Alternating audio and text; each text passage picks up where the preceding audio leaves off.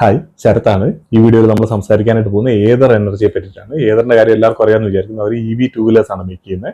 അപ്പോൾ അവരുടെ സെയിൽസിന്റെ നമ്പേഴ്സ് നോക്കി കഴിഞ്ഞാൽ ഈ ഒരു ക്വാർട്ടറിൽ നോക്കിയാൽ 88% അവരുടെ റവന്യൂവിൽ ഗ്രോത്ത് വന്നിരിക്കുന്നത്. നല്ല നമ്പേഴ്സ് ആണ് അവർ പോസ്റ്റ് ചെയ്തിരിക്കുന്നത്. കഴിഞ്ഞ കുറേ ക്വാർട്ടറുകളായിട്ട് നോക്കിയാൽ തന്നെ നമുക്കത് കാണാനായിട്ട് പറ്റും. എല്ലാ ക്വാർട്ടേഴ്സിലും നല്ല നമ്പേഴ്സ് പോസ്റ്റ് ചെയ്യുന്നു. ഹൈ പേസിൽ അവർ ഗ്രോ ചെയ്തുകൊണ്ടിരിക്കുന്ന ഒരു കമ്പനിയാണ്. അവരുടെ വോളിയം ഗ്രോത്ത് കാര്യങ്ങളൊക്കെ വന്നു കഴിഞ്ഞാൽ നല്ല രീതിയിൽ ഈ ഒരു ക്വാർട്ടറിൽ 81% അവരുടെ വോളിയം ഗ്രോത്ത് വന്നിരിക്കുന്നത്. അതായത് അവർ സെല്ല് ചെയ്തേക്കുന്ന സ്കൂട്ടേഴ്സിന്റെ എണ്ണം നോക്കിയാൽ 80-82% മുകളിൽ അവരുടെ വോളിയം കൂടിയിട്ടുണ്ട് കഴിഞ്ഞ വർഷത്തിൽ നിന്ന് നോക്കുമ്പോഴത്തേന്. ആ ഒരു രീതി തന്നെയാണ് അവർ എല്ലാ മാസത്തിലും അവരുടെ ഗ്രോത്ത് വരുന്നത്. മന്ത്ലി അവരുടെ EVയുടെ സെയിൽസിന്റെ ഡേറ്റ കാര്യങ്ങളൊക്കെ നമ്മൾ കഴിഞ്ഞ മന്തിൽ ഡിസ്കസ് ചെയ്താണ്. ജൂൺ മാസത്തിൽ എത്ര സെയിൽസ് ഉണ്ടായിരുന്നൊക്കെ ഡിസ്കസ് ചെയ്താണ്. ആ ഒരു സമയത്ത് 90% മുകളിലായിരുന്നു ആ ഒരു മാസത്തിൽ അവരുടെ ഇയർ ഓൺ ഇയർ ഗ്രോത്ത്. അതായത് കഴിഞ്ഞ ജൂണിൽ വിറ്റതിനെ കഴിഞ്ഞും ഏകദേശം 90% മുകളിലാണ് ഈ ഒരു ജൂണിൽ അവർ സെയിൽസ് ചെയ്തിരിക്കുന്നത്. ഈ പറഞ്ഞ ടൂ വീലേഴ്സിന്റെ എണ്ണമാണ് പറയുന്നത്.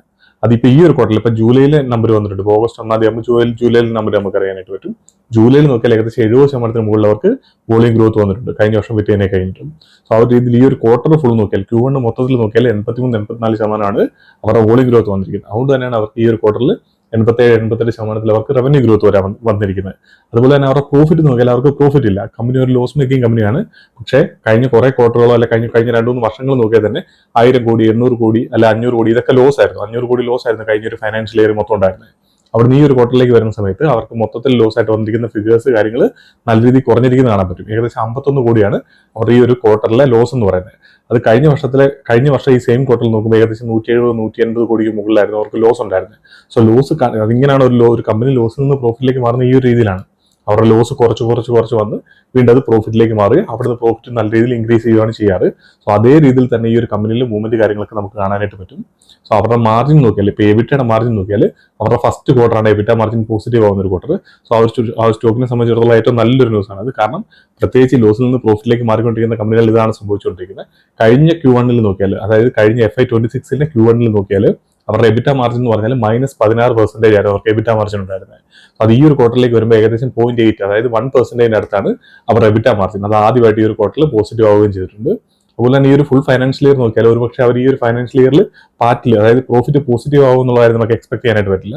കാരണം എന്താണെന്ന് വെച്ചാൽ അവർ പുതിയൊരു സ്കൂട്ടറോടെ ലോഞ്ച് ചെയ്യുന്നുണ്ട് ഈ ഒരു ഫൈനാൻഷ്യൽ ഇയറിൽ. അത് ഈ ഒരു മാസമാണ് ലോഞ്ച് ചെയ്യുന്നത്. പുതിയ സ്കൂട്ടർ അല്ല, അവരൊരു പുതിയ പ്ലാറ്റ്ഫോം തന്നെയാണ്. EL എന്ന് പറഞ്ഞിട്ട് പുതിയൊരു പ്ലാറ്റ്ഫോമാണ്. സോ ആ പ്ലാറ്റ്ഫോമിൽ വരുന്ന വെഹിക്കിൾ എന്ന് വെച്ചാൽ ഇവരുടെ ഇപ്പോൾ ഉള്ള വെഹിക്കിൾസിന് കുറച്ച് പ്രൈസ് കൂടുതലാണ്. ഇപ്പോൾ ആവറേജ് സെല്ലിംഗ് പ്രൈസ് നോക്കിയാൽ ഈ ഒരു ക്വാർട്ടറിൽ നോക്കിയാൽ 1,61,000 അവരുടെ ആവറേജ് സെല്ലിംഗ് പ്രൈസ് എന്ന് പറയുന്നത്. കഴിഞ്ഞ ക്വാർട്ടറിൽ, അതായത് കഴിഞ്ഞ മാർച്ച് എൻഡ് ചെയ്ത സമയത്ത് 1,53,000 ആയിരുന്നു. സോ അവിടുന്ന് ഈ പറഞ്ഞ റോ മെറ്റീരിയൽ കാര്യങ്ങളിലൊക്കെ കാര്യങ്ങൾ ബാറ്ററിയുടെ പ്രൈസ് അങ്ങനത്തെ കാര്യങ്ങളൊക്കെ അതെല്ലാം കൂടിയിട്ടുണ്ടായിരുന്നു. അതുകൊണ്ട് തന്നെ അവർ ഈ ഒരു ക്വാർട്ടറിൽ ഏകദേശം 11,000 രൂപയോളം അവരുടെ ആവറേജ് സെല്ലിംഗ് പ്രൈസ് കൂടി. എന്നിട്ടും അവർക്ക് ഈ വോളിയം ഗ്രോത്ത് കാര്യങ്ങളൊക്കെ മെയിൻറ്റെയിൻ ചെയ്യാനായിട്ട് പറ്റുന്നുണ്ട്. അതാണ് ഏറ്റവും വലിയൊരു കാര്യം. പക്ഷെ അങ്ങനെ അപ്പോൾ അതുകൊണ്ട് തന്നെ ഇവരുടെ ടൂ വീലേഴ്സിന്റെ ഒക്കെ പ്രൈസ് കുറച്ച് കൂടുതലായിരുന്നു, 1,60,000 ഒക്കെയാണ്. അതുകൊണ്ട് തന്നെ ഇവർക്ക് മാസ് ആയിട്ടുള്ള മാർക്കറ്റിലേക്ക് ഇവർക്ക് എൻ്റർ ചെയ്യാനായിട്ട് പറ്റിയിട്ടില്ല. പ്രത്യേകിച്ച് ഇന്ത്യയിൽ ഇപ്പോൾ എല്ലാവരും നോക്കിയാൽ 1 ലക്ഷം അല്ലെങ്കിൽ 1.5 ലക്ഷത്തിനിടയ്ക്കാണ് ഏറ്റവും കൂടുതൽ ടൂ വീലേഴ്സ് സെല് ചെയ്തുകൊണ്ടിരിക്കുന്നത്. അതുകൊണ്ട് തന്നെ ആ ഒരു മാർക്കറ്റിലേക്ക് എൻ്റർ ചെയ്യാൻ വേണ്ടിയിട്ടാണ് അവർ പുതിയൊരു പ്ലാറ്റ്ഫോം കൊണ്ടുവന്നിരിക്കുന്നത്. സോ അതിൽ അവർ യൂസ് ചെയ്തുകൊണ്ടിരിക്കുന്നത് ഇപ്പോൾ ഉള്ള അലുമിനിയം പ്ലാറ്റ്ഫോം മാറിയിട്ട് അതിൽ സ്റ്റീലാണ് യൂസ് ചെയ്തുകൊണ്ടിരിക്കുന്നത്. അതുകൊണ്ട് തന്നെ ഇവരുടെ ഈ പറയുന്ന പ്ലാറ്റ്ഫോമിന് ഈ പറഞ്ഞ വണ്ടിക്ക് ഈ പ്ലാറ്റ്ഫോമിലൂടെ മേക്ക് ചെയ്യുമ്പോഴത്തേന് പ്രൈസ് കാര്യങ്ങളൊക്കെ കുറയുന്നുണ്ട്. അതുകൊണ്ട് തന്നെ ഇവർക്ക് കൂടുതലായിട്ട് വോളിയം ഗ്രോത്ത് കാര്യങ്ങളൊക്കെ ഈ പുതിയൊരു വണ്ടിയിൽ നിന്ന് എക്സ്പെക്ട് ചെയ്യാനായിട്ട് നമുക്ക് പറ്റും. സോ അതെന്ന് പറയുന്ന ഈ ഒരു മാസമാണ് അവർ ആ വണ്ടി ലോഞ്ച് ചെയ്യുന്നത്. സോ ആ ലോഞ്ച് ചെയ്യുന്ന സമയത്ത് നമുക്ക് അതിന്റെ പ്രൈസ് കാര്യങ്ങളൊക്കെ അറിയാനായിട്ട് പറ്റുള്ളൂ. സോ പ്രൈസ് സ്വാഭാവികമായിട്ടും മറ്റേ വണ്ടിയെ കഴിഞ്ഞ് ഇപ്പോൾ വിറ്റുകൊണ്ടിരിക്കുന്ന റിറ്റ്സെ കഴിഞ്ഞിട്ട് പ്രൈസ് കുറവായിരിക്കും. പക്ഷേ എന്നിരുന്നാൽ പോലും അവർക്ക് സെല് ചെയ്യാൻ പറ്റുന്ന വോളിയം കാര്യങ്ങളൊക്കെ വളരെ കൂടുതലായിരിക്കും ആ ഒരു വണ്ടിയിൽ വരുമ്പോഴത്തേന്. ഇപ്പൊ തന്നെ നോക്കിയാൽ ഇവരുടെ കപ്പാസിറ്റി എന്ന് പറഞ്ഞാൽ ആനുവലി ഏകദേശം 4,20,000 യൂണിറ്റ് ആണ് അവരുടെ കപ്പാസിറ്റി. അതായത് മാസം ഏകദേശം 30,000-35,000 ഇടയ്ക്കാണ് അവരുടെ ടോട്ടൽ കപ്പാസിറ്റി എന്ന് പറഞ്ഞത്. സോ അതിൽ തന്നെ ഓൾമോസ്റ്റ് അതിന്റെ പീക്കിലാണ് അവർ റൺ ചെയ്തുകൊണ്ടിരിക്കുന്നത്. ഈ ഒരു ജൂൺ ജൂലൈ ഒക്കെ നോക്കിയാൽ 31,000-32,000 ആ ഒരു റേഞ്ചിലാണ് അവർ മന്ത്ലി അവിടെ മാനുഫാക്ചർ ചെയ്തുകൊണ്ടിരിക്കുന്നത്. അതുകൊണ്ട് തന്നെ ഈ ഒരു കമ്പനിയെ സംബന്ധിച്ചിടത്തോളം അവർ ഓൾമോസ്റ്റ് അവരുടെ കപ്പാസിറ്റി ഫുൾ റൺ ചെയ്തുകൊണ്ടിരിക്കുകയാണ്. ഇപ്പം ഈ ഒരു കോൺകോളിന്റെ സമയത്ത് മാനേജ്മെന്റിന്റെ കമന്ററിയിൽ മാനേജ്മെന്റ് ക്ലിയർ ആയിട്ട് പറഞ്ഞിട്ടുണ്ട്, ഈ പറഞ്ഞ 35,000 എന്ന് പറഞ്ഞ ലെവലിലേക്ക് അതിന്റെ ഓൾമോസ്റ്റ് 100%ലേക്ക് അവരുടെ അതിന്റെ ഒരു യൂട്ടിലൈസേഷൻ കാര്യങ്ങളൊക്കെ നടന്നുകൊണ്ടിരിക്കുന്നു എന്ന് പറയുന്നുണ്ട്. അതുപോലെ തന്നെ ഈ ഒരു പുതിയൊരു കപ്പാസിറ്റി വരുന്നത് ഞാൻ പറഞ്ഞില്ലേ, അത് ഏകദേശം 5 ലക്ഷം യൂണിറ്റിന്റെയാണ് അതിന്റെ കപ്പാസിറ്റി ഉള്ളത്. അപ്പം ഈ ഒരു വർഷം എൻഡ് ചെയ്യുന്ന സമയത്തേക്ക് ഇവരുടെ മൊത്തം കപ്പാസിറ്റി എന്ന് പറയുന്നത് 4,20,000 യൂണിറ്റിൽ നിന്ന് ഏകദേശം 9,20,000 യൂണിറ്റിലേക്ക് മാറും. അതിലും മാനേജ്മെന്റ് ക്ലിയർ ആയിട്ട് പറയുന്നുണ്ട്, ജനുവരി തൊട്ട് നല്ല രീതിയിൽ പ്രൊഡക്ഷൻ വരുന്നുണ്ടെങ്കിലും ഏകദേശം ഒരു മെയ് ജൂൺ, അതായത് അടുത്ത Q1 ആവുന്ന സമയത്തേക്ക് അതിന്റെ ഫുൾ യൂട്ടിലൈസേഷൻ ആ ഒരു പുതിയതായിട്ട് വരുന്ന മാനുഫാക്ചറിംഗ് യൂണിറ്റ് നല്ല രീതിയിൽ അവർക്ക് മൊത്തത്തിൽ യൂട്ടിലൈസേഷൻ പറ്റുമെന്നുള്ള കാര്യം പറഞ്ഞിട്ടുണ്ട്. അതെന്ന് പറഞ്ഞാൽ ഏകദേശം 77,000 യൂണിറ്റ് ആയിരിക്കും അവരുടെ മൊത്തം മാനുഫാക്ചറിംഗ് കപ്പാസിറ്റി അന്നേരം ആകാനായിട്ട് പോകുന്നത്. അപ്പൊ ഇപ്പൊ നോക്കിയാൽ 35,000 കപ്പാസിറ്റി ഉള്ളത് ഏകദേശം 77,000 ആവും എന്നുള്ള കാര്യമാണ് പറയുന്നത്. അതുപോലെ തന്നെ ഇപ്പോഴത്തെ 35,000 അവർ ചെറിയ രീതിയിൽ കപ്പാസിറ്റി കൂട്ടുമെന്ന് പറയുന്നുണ്ട്. അപ്പോൾ അങ്ങനെ നോക്കുമ്പോൾ അടുത്ത ഒരു വർഷം കഴിയുമ്പോൾ തന്നെ ഇവരുടെ കപ്പാസിറ്റി ഏകദേശം 80,000 യൂണിറ്റിന്റെ കപ്പാസിറ്റിയിലേക്ക് മാറാൻ പോകണം. ഇത് മന്ത്ലി പ്രൊഡക്ഷന്റെ കാര്യമാണ് പറയുന്നത്. സോ അങ്ങനെ നോക്കുമ്പോൾ അത് കൂടാതെ ഇവർ അതിന്റെ ഇപ്പോൾ പുതിയതായിട്ട് വരുന്ന കപ്പാസിറ്റി ഉണ്ടല്ലോ, അതൊരു phase 1 ആണ്. അതിന്റെ phase 2 എന്ന് പറഞ്ഞാൽ അതിലും ഏകദേശം 5 ലക്ഷം കപ്പാസിറ്റി വരുന്നുണ്ട്.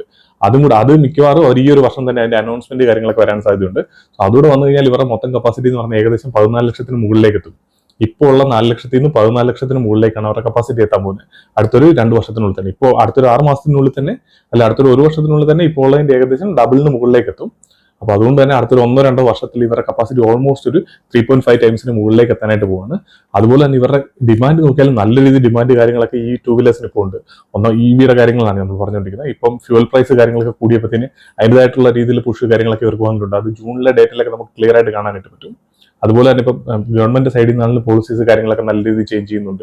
അതുപോലെ തന്നെ ഇപ്പം ഡൽഹി ഗവൺമെന്റ് പുതിയൊരു ഓർഡിനൻസ് കാര്യങ്ങളൊക്കെ വന്നിട്ടുണ്ട്. അതുകൊണ്ട് തന്നെ അവിടെ രജിസ്റ്റർ ചെയ്യുന്ന ടൂ വീലേഴ്സ് ഒക്കെ മിക്കവാറും 100% ആ രീതിയിൽ ടൂ വീലേഴ്സിനെ EVക്ക് രജിസ്റ്റർ ചെയ്യാൻ പറ്റുമെന്നുള്ള കാര്യമാണ് ഗവൺമെന്റ് പറഞ്ഞിരിക്കുന്നത്. സോ അതിന് കൃത്യമായിട്ടുള്ള കാര്യം പറഞ്ഞ ലോ ഒന്നും ആയിട്ടില്ല, പക്ഷെ അത് ആവാനുള്ള സാധ്യത വളരെ കൂടുതലാണ്.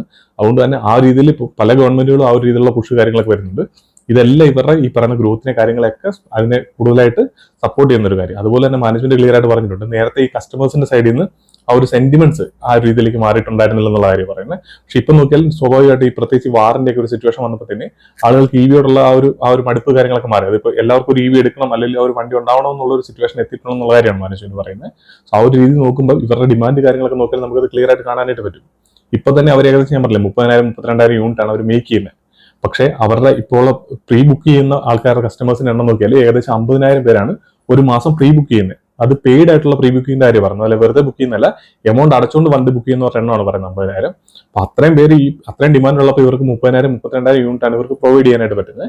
അതുപോലെ തന്നെ മാനേജ്മെന്റ് ക്ലിയർ ആയിട്ട് പറയുന്നുണ്ട് ഏകദേശം ഒരു 13,000-15,000 യൂണിറ്റിന്റെ ഡിമാൻഡ് എന്തായാലും എല്ലാ മാസം കൃത്യമായിട്ടുണ്ട്. ആ ഒരു യൂണിറ്റ് അത്ര അവർക്ക് കപ്പാസിറ്റി ഇല്ലാത്തതുകൊണ്ട് മാത്രമാണ് സെല് ചെയ്യാനായിട്ട് പറ്റാത്തെന്നുള്ള കാര്യം പറയുന്നുണ്ട്. അതുകൊണ്ട് തന്നെ വരുന്ന ക്വാർട്ടറുകളിലൊക്കെ തന്നെ അവർ ഇപ്പൊ എങ്ങനെയാണോ അവരുടെ വോളിയം ഗ്രോത്ത് വരുന്നത് നമുക്ക് ക്ലിയർ ആയിട്ട് അത് കാണാനായിട്ട് പറ്റും. അത് രീതിയിൽ തന്നെ കണ്ടിന്യൂ ചെയ്തുകൊണ്ടിരിക്കും തന്നെ. അതുപോലെ തന്നെ ഈ അടുത്തൊരു Q2 ചിലപ്പോൾ ഒരു പക്ഷേ നമ്മൾ എക്സ്പെക്ട് ചെയ്ത പോലെ കഴിഞ്ഞ ക്വാർട്ടറുകളിലെ കണ്ട പോലെ അത്രയും വലിയ ഗ്രോത്ത് വന്നു വരില്ല. കാരണം എന്താണെന്ന് വെച്ചാൽ ഇവരുടെ കപ്പാസിറ്റി ഇപ്പോൾ കഴിയാനായിട്ട് പോവാണ്. ഇപ്പോൾ ഓൾറെഡി ഉള്ള കപ്പാസിറ്റി 100%-ലാണ് റൺ ചെയ്തുകൊണ്ടിരിക്കുന്നത്. പക്ഷെ എന്നാൽ പോലും നമുക്കൊരു 50% മുകളിൽ എന്തായാലും നമുക്ക് വോളിയം ഗ്രോത്ത് എക്സ്പെക്ട് ചെയ്യാനായിട്ട് പറ്റും ഈ വരുന്ന അടുത്ത ക്വാർട്ടറിലാണെങ്കിൽ പോലും.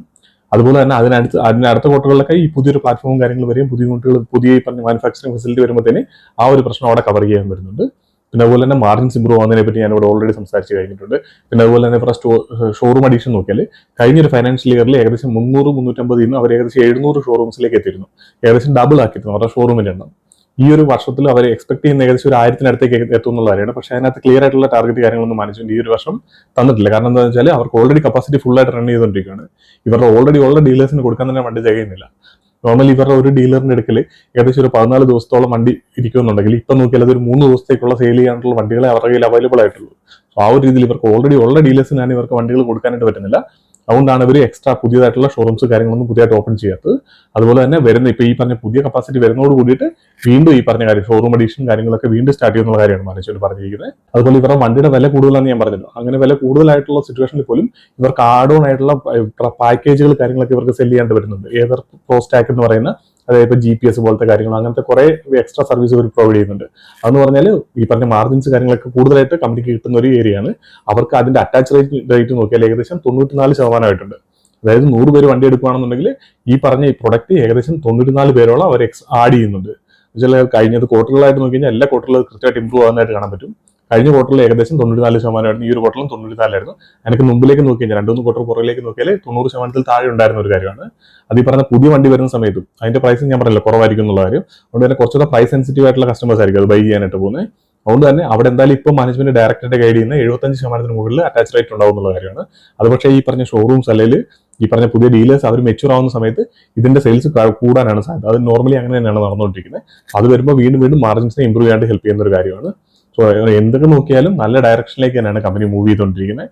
മാനേജ്മെന്റ് ആ ഒരു രീതിയിൽ തന്നെയാണ് പെർഫോം ചെയ്തുകൊണ്ടിരിക്കുന്നത്. മാനേജ്മെന്റ് പറയുന്നത് എന്താണെന്ന് വെച്ചാൽ ഇപ്പോൾ ഉള്ള ഈ ഒരു ഡിമാൻഡ് ഇങ്ങനെ കണ്ടിന്യൂ ആണെന്നുണ്ടെങ്കിൽ ഇവർ പുതിയ phase 2 എന്ന് പറയുന്നത് അവർ എത്ര നേരത്തെ തന്നെ ചെയ്യാനായിട്ട് നോക്കുള്ളൂ എന്നുള്ള കാര്യമാണ് പറഞ്ഞത്. പക്ഷെ എന്തായാലും പുതിയൊരു പ്ലാന്റ് വന്നതിന് ശേഷം അതിന്റെ യൂട്ടിലൈസേഷൻ കാര്യങ്ങളൊക്കെ നോക്കിയതിന് ശേഷം അതിന്റെ അനൗൺസ്മെന്റ് കാര്യങ്ങൾ ഉണ്ടാവുള്ളൂ എന്നുള്ള കാര്യം മാനേജ്മെന്റ് ക്ലിയർ ആയിട്ട് പറഞ്ഞിട്ടുണ്ട്.